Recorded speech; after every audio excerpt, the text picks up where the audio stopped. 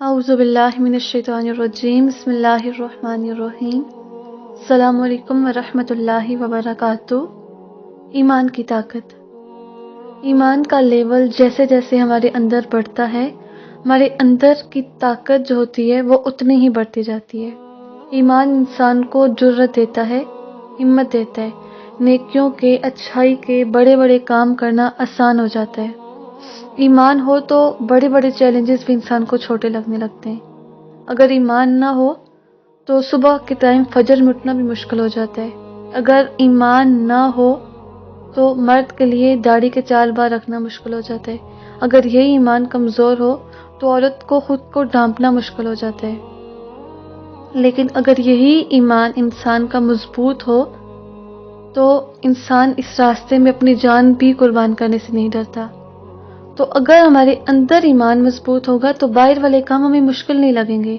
اگر آپ کے اندر ایمان مضبوط ہے تو آپ قرآن کو وقت بھی دے سکیں گے۔ اگر اندر ایمان نہیں تو مہینے گزر جاتے اور انسان قرآن کو ہاتھ نہیں لگا سکتا۔ یہ آپ کے اندر پہ ڈیپینڈ کرتا ہے کہ آپ کے ایک اندر کی طاقت ہوتی ہے ایمان، جیسے ایک فزیکلی ہماری ایک اسٹرینتھ ہوتی ہے، طاقت ہوتی ہے کہ وہ ہمارے لیے کام کرنا جسمانی طور پہ آسان کر دیتا ہے، کہ کمزور بندہ کام اس طریقے سے نہیں کر سکتا جیسے ایک طاقتور کر سکتا ہے۔ تو ایمان بھی ایسا ہی ہے کہ جتنی ایمان کی طاقت ہوگی تو اتنا ہی آپ کے لیے کام کرنا آسان ہوگا۔ آج ہم دیکھتے ہیں کہ دنیا میں کروڑوں کی تعداد میں مسلمان ہیں۔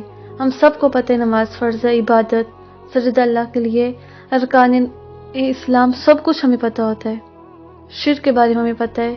تو کیا جتنی معلومات ہمارے پاس ہیں وہ ساری ہمارے عمل میں ڈل گئی؟ کیا ہماری مسجدیں نمازیوں سے بڑھ جاتی ہیں؟ کیا لوگ نافرمانی سے رک جاتے ہیں؟ تو ریزن کیا ہے اس کی کہ ہم جان کے بھی ایک اچھائی جان کے وہ نہیں کر سکتے، ایک برائی جان کے اسے رک نہیں سکتے؟ کیونکہ ہم نماز پڑھتے ہیں لیکن نماز پڑھ کے بھی اکثر گناہ ہو جاتے ہیں۔ ایک نماز اور دوسرے نماز کے بیچ میں کتنے گناہ ہو جاتے ہیں۔ تو اصل بات یہ ہے کہ ہمارے عمل جو ہیں وہ ایسے ہو چکے ہیں کہ وہ ایمان پروڈیوس کر ہی نہیں رہے، ہم اپنے حساب سے جی رہے ہیں۔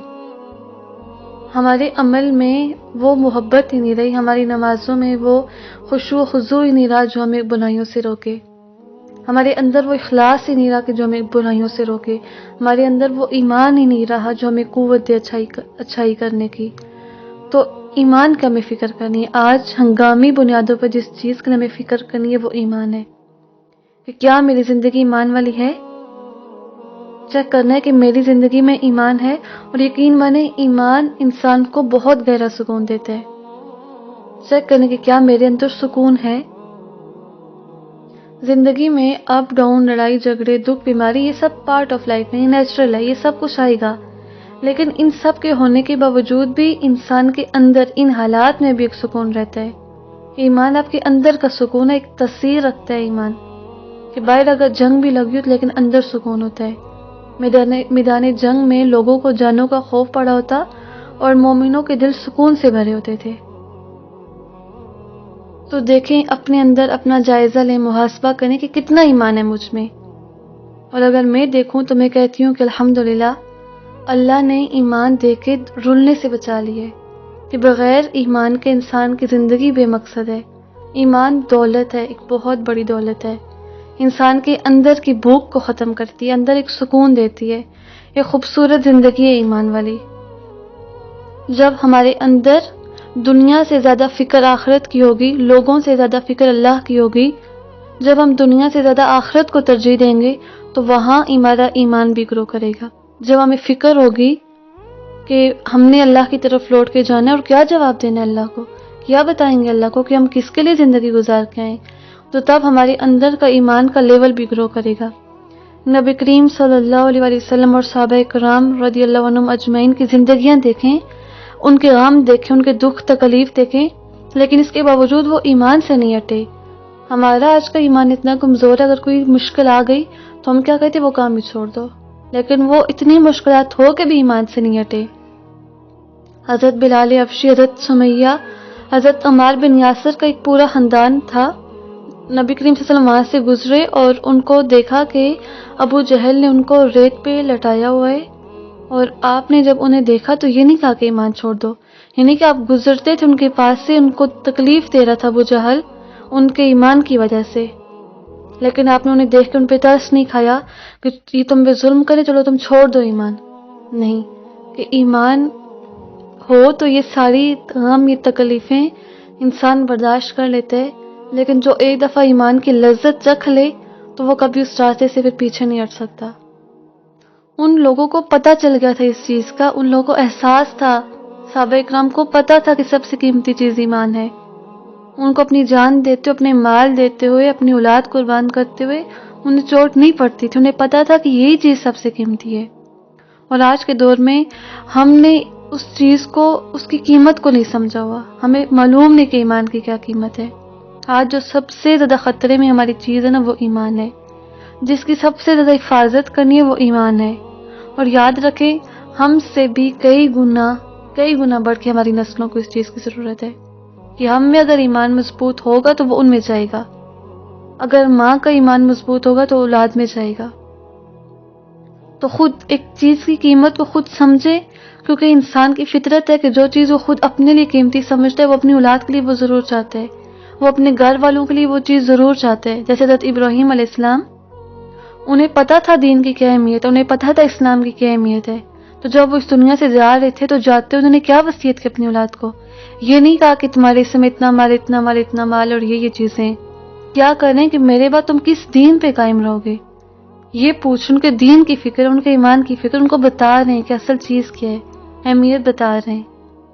تو یہ سمجھنے کی ہمیں بھی ضرورت ہے، اور آج ہی سمجھنا ہے اس چیز کو، کیونکہ آج ہی اللہ پاک نے ہمیں وقت دیا ہوا ہے. کیونکہ جب کشتی ڈوبنے لگتی ہے تو سامان پھر کم کر دیا جاتا ہے. تو ہماری زندگی کی کشتی بھی ڈوبنے لگی ہے. ہم روز بروز ہم موت کے قریب جاتے جا رہے ہیں. تو دنیا کا سامان کم کریں اور آخرت کا سامان بڑھانا شروع کریں.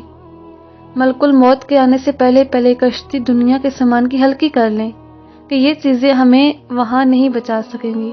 یہ دنیا ہمارے لیے ایک ٹیسٹ کی جگہ ہے، ایک آزمائش کی جگہ، ایک امتحان کی جگہ ہے. یہاں پہ اللہ پاک نے ہمیں بھیجا ہے کہ ہم کیا کر رہے ہیں، اور جا کے ہمیں اللہ پاک کو حساب دینا ہوگا اس چیز کا. تو ایمان لے کے اللہ پاک سے دعا کریں. اور ایمان کیسے بڑھے گا؟ جب ہمیں پتہ ہوگا ایمان کیسے بڑھتا ہے. قرآن، اللہ کے نبی کی زندگی، صحابہ اکرام کی زندگیاں، اور سب سے بڑھ کے قرآن کے ساتھ اپنا تعلق مضبوط کریں. کہ جب ایمان مضبوط ہوگا تو پھر ہمیں پتہ چلے گا کہ زندگی، اصل زندگی ہوتی کیا ہے. ایمان والی زندگی انسان کو جینا سکھاتی ہے. یہ دنیا کی جتنی بھی چیزیں، بے جان چیزیں اللہ نے ہمارے لیے بنائی، اور آج کے دور میں لوگ ان چیزوں کے پیچھے پڑ گئے. لیکن قربانی نفس اور خواہش کی کرنے سے ایمان کی حلاوت پتہ چلے گی کہ جب اپنے نفس کو قربان کریں گے، اپنی خواہشات کو قربان کریں گے، تو تب آپ کو پتہ چلے گا کہ ایمان کی حلاوت کیا ہے. دیکھیں، صحابہ کی مثالیں قرآن میں اللہ نے کیوں دی؟ کبھی سوچے کہ وہ کون تھے؟ اللہ پاک قرآن میں فرماتے ہیں کہ اللہ نے مومنوں سے ان کی جان اور مال اس لیے کہ ان کے لیے جنت ہے. تو صحابہ کرام نے ایسے سودے کی کہ اپنی جان تک اللہ پاک کے لیے بیچ دی انہوں نے، کیونکہ اللہ نے اس لیے مومنوں سے ان کی جان اور مال لی کہ ان کے لیے جنت اللہ پاک نے رکھی ہوئی ہے. تو یہ اللہ کا سودا ہے کہ جو اللہ کے ساتھ تجارت کرے گا تو وہ بہت زیادہ فائدہ اور بہت نفع مند تجارت ہوگی. لیکن آج ہم اپنی طرف اگر دیکھیں تو ہم دنیا میں پھنسے ہوئے ہیں. ہمارے پاس ان چیزوں کے لیے وقت نہیں ہے. ہم دنیا میں اتنے مصروف ہو گئے کہ ہمیں اپنی آخرت ہی بھول گئی ہے. آخر کب ہم نکلیں گے اس دنیا کی محبت سے؟ قسم ان فرشتوں کی جو کھینچنے والے غرق ہو کر، یعنی کہ ڈوب کر. موت کے بارے میں یہ آتا ہے کہ ڈوب کر جب جان نکالیں گے فرشتے انسان کی، تو اس لمحے کے بارے میں ہمارا کیا خیال ہے؟ تو اس سے پہلے کہ فرشتے ہماری جان نکالیں، ہمارے لیے بہت ضروری ہے کہ ہم خود کو دنیا کے دھوکے سے نکال لیں. دیکھیں، اگر ہاتھ میں کچھ پھنس جائے نا تو خود نکالنا آسان ہوگا، لیکن اگر ڈاکٹر کے پاس چلے جائیں تو وہ کٹ لگا کے اس کو نکالنا پڑے گا. دوسرا کوئی کھینچ کے نکالے گا نا تو پھر وہ زیادہ تکلیف ہوگی. تو اس بات کو سمجھے کہ آج اگر خود نکلے اس چیز سے تو تب اتنی تکلیف نہیں ہوگی، لیکن جب فرشتے نکالیں گے، جب فرشتے جان کھینچیں گے تو پھر اس وقت بہت تکلیف ہوگی، کیونکہ اس وقت پھر ہاتھ میں کچھ نہیں ہوگا، پھر حسرت ہی حسرت ہوگی۔ تو سمجھے اس چیز کو، ایمان کی قیمت کو سمجھے کہ اصل چیز، اصل ہماری